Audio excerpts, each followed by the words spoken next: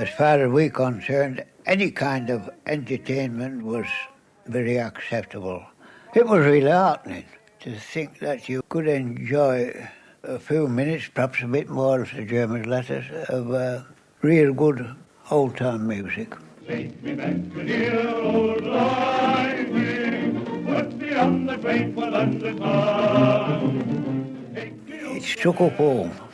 It struck up all your memories of home and how you left it, just like that. Let me introduce you to portable music as it was 100 years ago. This is a Decca portable. It was used during the First World War in the trenches, and so much so that it became known as the trench portable. Music came from gramophone records like these. It has a clockwork motor which I've wound up.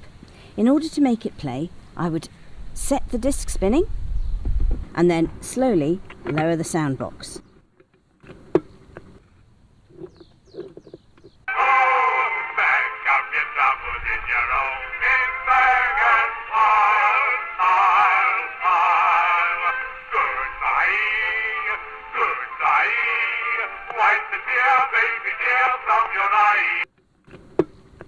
The gramophone worked by using steel needles. You needed a new needle for each disc played.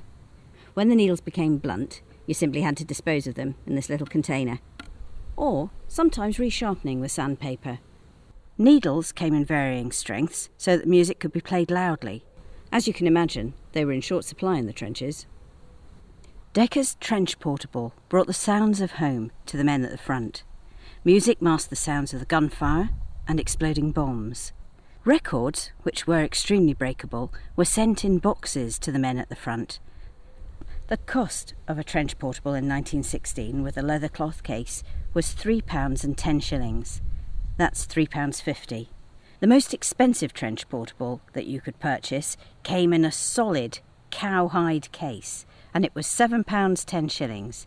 That's £7.50 to you and me.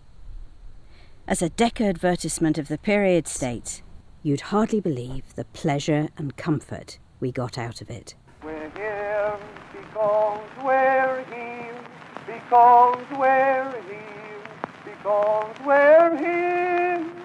We're here because we're here, because we're here, because